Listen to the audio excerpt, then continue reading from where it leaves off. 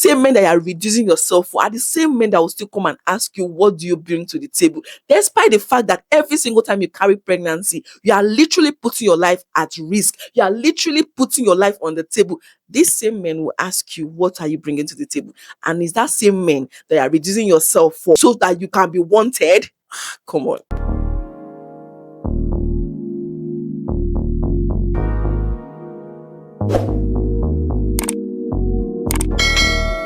I grew up being taught all the indoctrinations of womanhood, to not desire much, to be attentive, to learn how to cook, to clean, to be calm, to just be a woman. If not, you're going to die old and single. And the thought of die old and single was a scary concept to me because I was basically raised by a single mom and I did not want to die old and single. I saw her struggle. I saw her yearn for more, and I just thought that that was not something that would go down well with me. So I started learning how to be a woman, how to reduce myself, how to want a man. I read a lot of romantic novels, and those novels indoctrinated romance in my head. I just wanted a beautiful family for myself. I wanted to meet my Prince Charming that's going to sweep me off my feet and fall in love and never turn back. That was how I lived my life, wanting a Prince Charming. I did not want to do bad things. I just wanted to be swept off my feet by a Prince Charming. And when I got into the university, I kind of met a supposed Prince Charming.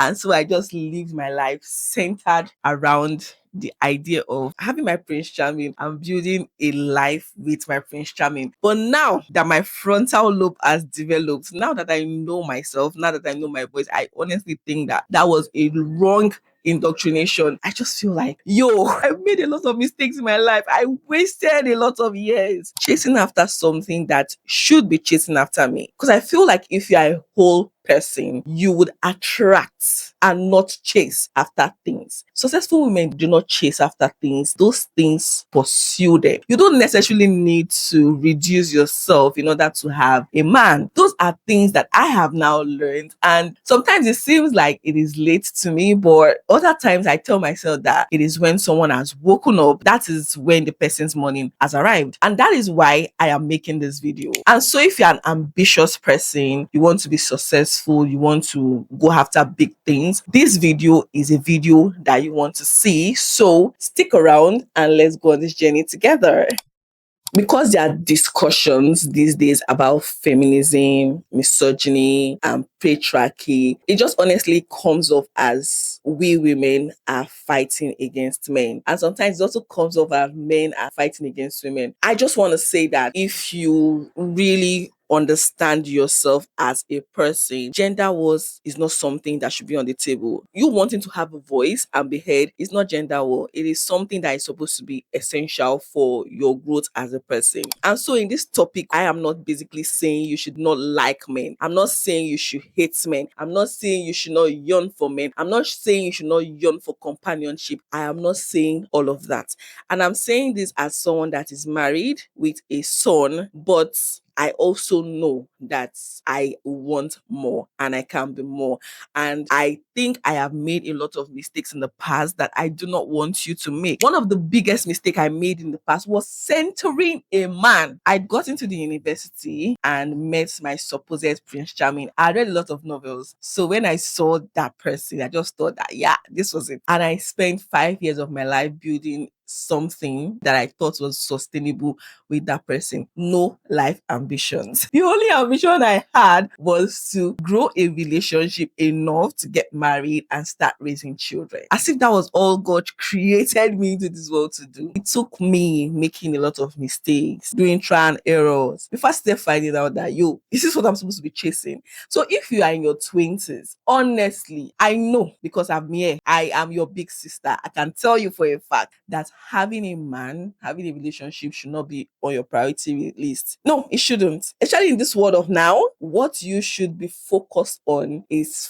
finding something sustainable, building a business, building something, finding your essence on earth, learning skills. Just doing something that helps you get to a point of fulfillment. That's the best gift you ever give to yourself. Because honestly, men will come and go. You will not find yourself getting rejected, wanted, second guessing yourself because of a failed relationship. You find yourself going into and out of relationships. But if you are focused on making money, building structure, finding yourself, knowing exactly what your purpose on earth is, you will be so strong that all of these things will come to you. The men will come to you. I don't know who taught society that a woman has to reduce themselves for a man to feel comfortable. That idea may have worked in the past, but it's not going to fly in these days and time. The same men that you are reducing yourself for, the same men that you are chasing after, wanting them to see you, are the same people that are going to come and say, oh, you're a gold digger because you asked to go to a restaurant on your first date. Those same men will ask for 50-50. Those same men will usurp their power on you when they know that you are helpless and you do not have anywhere to turn to. Those same men, they will trample on your dignity if you don't have anything. And then you don't now know yourself. You now feel like, oh, this man is my all in all. Sister, you're gonna die. If you center men, you will learn the hard way. See, there's this confidence that comes with finding yourself. There's this confidence that comes with knowing your essence, knowing yourself, knowing your worth. And trust me, when a man wants to mess with a confident woman, a woman that knows herself and her worth, it a think am 2 times. In the society where I live in, Nigeria, Africa, getting things for yourself is regarded as, oh, you want to chase men away. You want to buy a car. People are like, no, don't buy a car. If not, men will run away from you. You want to this. Don't do. You need to hide yourself. You need to. Oh God, I beg. I'm just here to say, live your life as loudly and as confidently as you should. The man that is meant for you, the confident man, the man that knows himself, the man that has built, that has found his worth, is not going to be intimidated by your success. He's going to be inspired by it.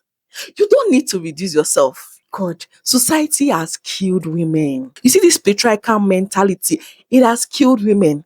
These same men that you are reducing yourself for are the same men that will still come and ask you, what do you bring to the table? Despite the fact that every single time you carry pregnancy, you are literally putting your life at risk. You are literally putting your life on the table. These same men will ask you, what are you bringing to the table? And it's that same men that you are reducing yourself for so that you can be wanted. Come on. Have you guys seen the caliber of men that we have in the world right now? The men we have right now, millennial men, those men were trained by our fathers. And who are our fathers? The people that held up patriarchy, the people that thought that they will sit on their hands and the women will work and carry the family and they will do nothing and they will still come and say, I am the head of the house. Those are the men that trained the men we have now. So you understand the mentality of the men we have now. And it's those same people that you want to reduce yourself for. It's those same people you want to continue chasing after, not knowing yourself. Do you guys know that domestic abuse, honestly, comes from the poor side of things? Those poor men, they're always angry. Those poor men, they're always frustrated. When you do something, they feel like, oh, it's because I don't have money. Yes, a man that has money is not scared. A man that knows his worth is not scared. It will allow you fly. It will allow you be the person you want to be. It will allow you blossom because he's not scared. But you see those poor men, those poor men you are reducing yourself for. You are telling yourself, oh, I need to shrink just so that this man can find me. Those men, they will stifle you because in their head, they cannot even comprehend why a woman should be. They cannot comprehend why a woman should aspire. Can you aspire for something you don't even understand? Those men do not understand it. They cannot aspire for it. So why? Who gave you the audacity to aspire for it? As a woman, I am a man. I am your God on earth.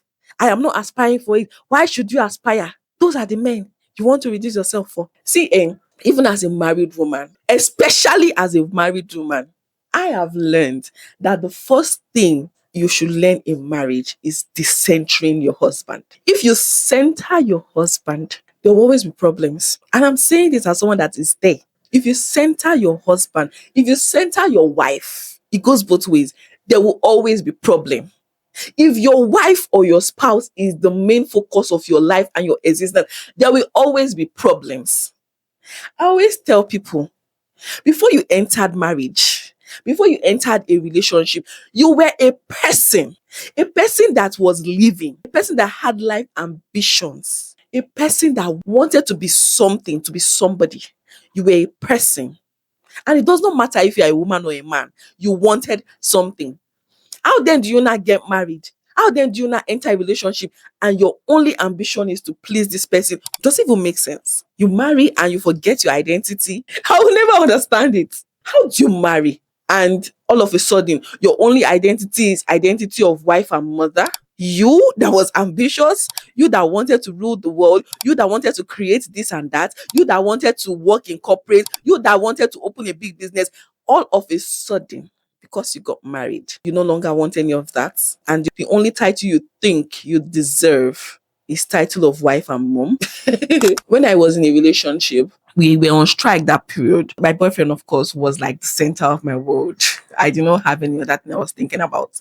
So every single time I wanted to talk to him, I wanted to call him, I wanted to be in communication with him. And it was working. And it was as if I was disturbing him. And we're always quarreling about it. I couldn't understand why he didn't want to talk to me. I couldn't understand why he would keep his phone far away from himself. It would ring 3 times, he did not pick. And then I got a job. On that job, I couldn't sit down. We were always working up until when we closed from work. And then the tables were reversed. Now it was one calling every once in a while, and I was one not picking because I was busy. And do you know what?